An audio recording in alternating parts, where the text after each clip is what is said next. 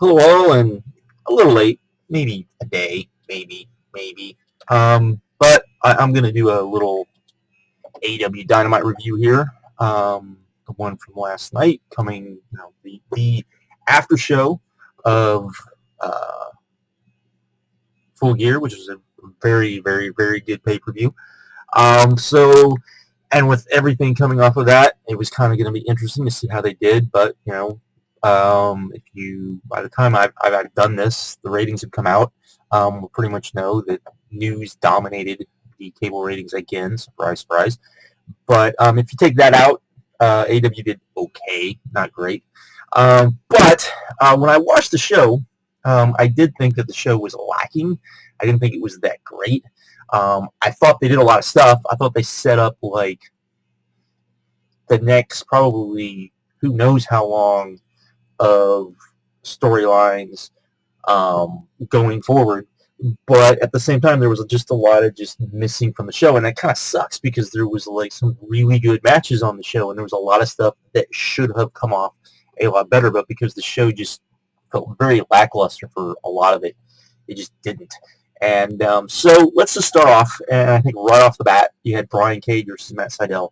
I like Matt Sydal a lot. Always have. Probably always will. But this match was booked all wrong, in my opinion. This should have been Brian Cage just going out there and just basically killing Matt Sydal. I understand they probably have some sort of plans for Matt Sydal, but there is...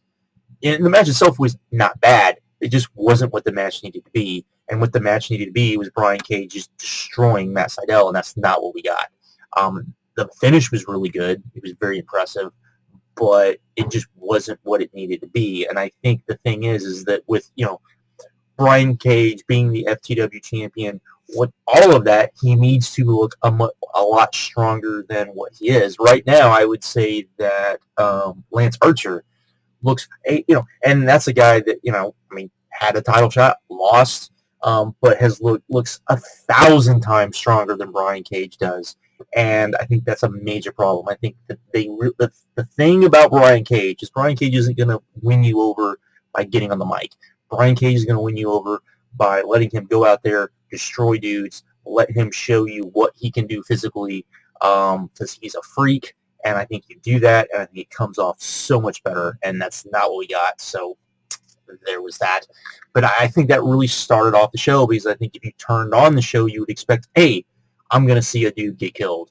And instead, we got kind of this competitive, kind of long match that just wasn't what the match needed to be. It set up some stuff, because you had, the whole thing with Taz calling out Cody. You had the whole thing with Darby. That part of it, for the most part, worked. And yeah, so that, and Starks was did really good. So there was that. Then we had this segment that had a lot of stuff that long term will probably be like an important segment, but just came off as eh. So yeah, we had Cody come out. Cody kind of cut a promo talking about Darby, talking about kind of what was next for him. And he, started talking about the fact that he maybe wanted to go out MJF. Then you had this girl come out. We really didn't know who it was, but, some of us that probably watched knew who it was. She cut a promo, wasn't even a great promo, but she's very green. When people talk about, why don't we get more of the women? Why don't we get more of this? We don't get that. She came out, cut this kind of long promo, which basically set up the fact that, she was there basically to call out Cody on behalf of Shaq. So that was kind of interesting. Then she kind of leaves. Brandy comes out. Brandy cuts probably the best promo she has ever cut. It was like, where has this Brandy been? Because it was like so good. It was like, yeah. So yeah, there was that. Cody's like doing this thing. Then Brian Cage comes out. He attacks. Then Darby comes out, and then finally, like at the very end, like I'm guessing he missed his spot. I don't know. Will Hobbs came out. Like I said, it set up a ton of stuff.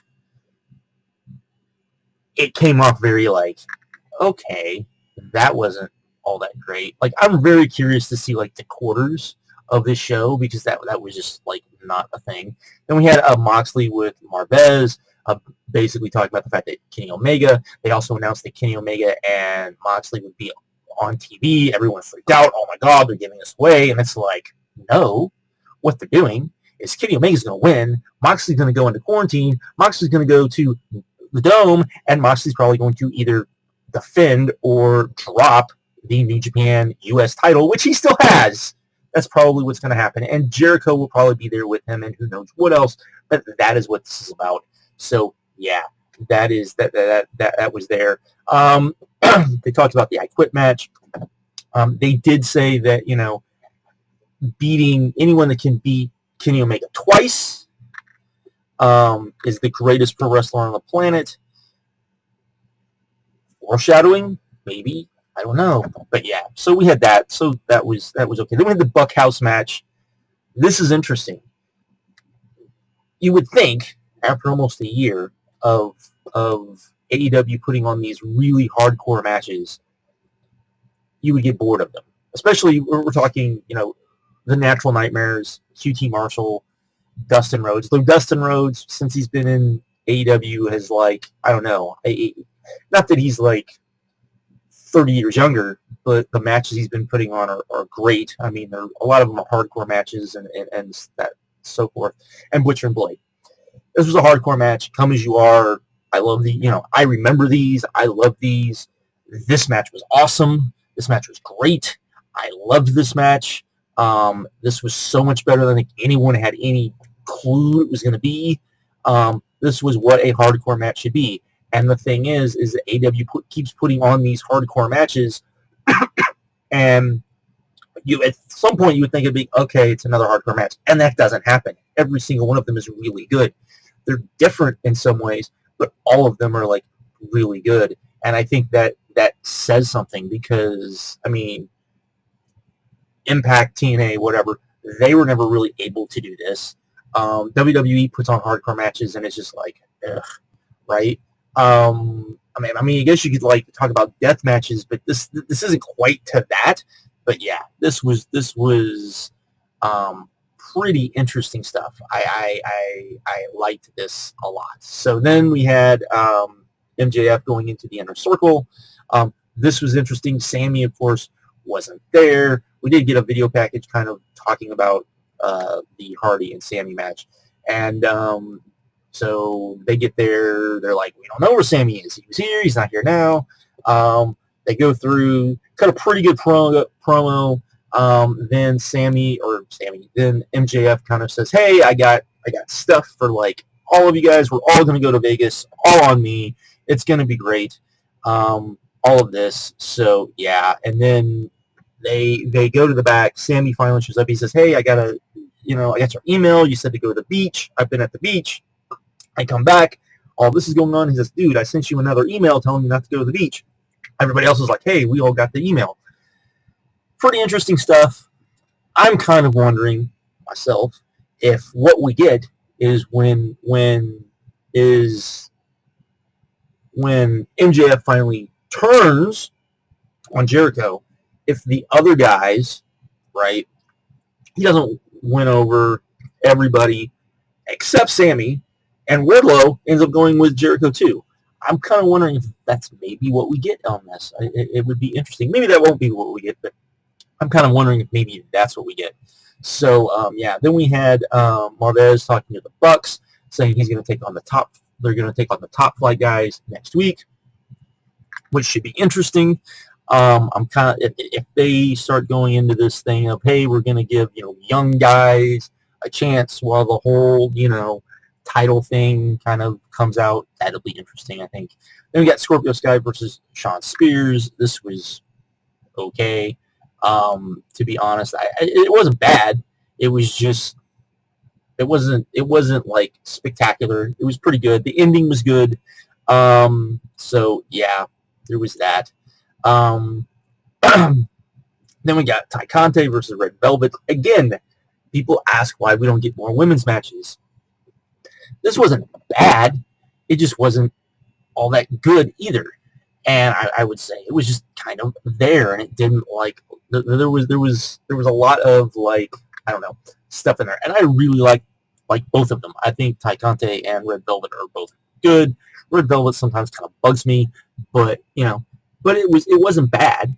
But you can definitely see why when you watch the women's segments, especially when they put these out, you see kind of what's missing, and the fact that a lot of them just are not. They're not not that they're not ready to be on Dynamite, but they're not ready to be like the spotlight on Dynamite.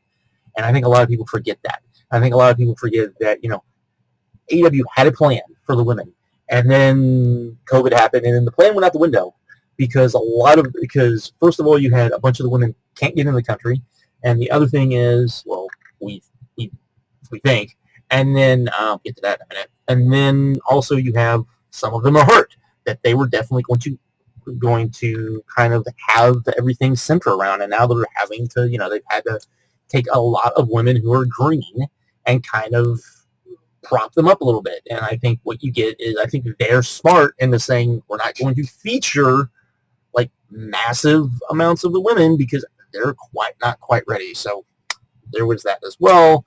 So yeah, then Eddie Kingston came out. He cut a promo. The fans were kind of cheering him. It was what it was. Then we had Rey Fenix versus Penta. This was like really good, and the commentary kind of just completely just like, I hated this match because of it. If I turned off the commentary, I probably absolutely love this match. They were tearing each other's masks off. They were doing all this stuff, but it was all about the fact that, these two guys are killing each other. These were like the best tag team in the world. And then Eddie got a hold of them, and now they're out there trying to kill each other. And this isn't good. So there is that. Then the match ended. You had this thing where Penta was like, where he's telling Penta, you're great. Who cares about Phoenix? And then Pac shows up. And that was great. It was a game-changing. Probably not. I don't think this is the only game-changing thing. I think more of what this is about, as far as that, is that they have maybe a chance to get more of the people who have not been able to come into the country. That will be good. So that is probably a little bit of game-changing. As far as game-changing, definitely not the thing. But, like I said, the main event should have been far better, in my opinion, than it was. The problem is that the commentary just completely took me out of the match. Absolutely just, I was just like, well, they shut up and let them do their thing, because this match is like really good, and the commentary, it was telling a good story. It was doing what it needed to do. They were basically, doing everything they needed to do for Pac to come back. But it completely overshadowed the match, which I think was a problem. This show wasn't bad. It was just kind of there. But when you look at like everything that happened on the show, it should feel a lot better than that. But because everything was just like the stuff that was just like there was just kind of like, eh. I think it brought the show down. And I think, just like I said, I think they set up a ton of stuff. And I think that's good. And you can definitely see that they have a plan of where they're going. And that's even better. But the problem is just everything, it just came off really kind of lackluster. And that is a problem. But that's not a huge problem, as long as that's not something that happens all the time. I think it's just one of those things where they had all of this stuff. I think they had a lot of stuff planned. They went out there and they did their stuff. And some of it didn't hit. And sometimes that's going to happen. But I am glad that there's a plan, there's a vision, through all of that. So that's good, and I think that's the thing. I could definitely tell, like I said, from the opening that I thought the show just did not get off to a good start, because that was not the type of match I think people kind of want to see or need to see Cage in. I just don't. I don't think that's what's needed. But what do I know? Anyways, with that, I am out. You guys have a good one.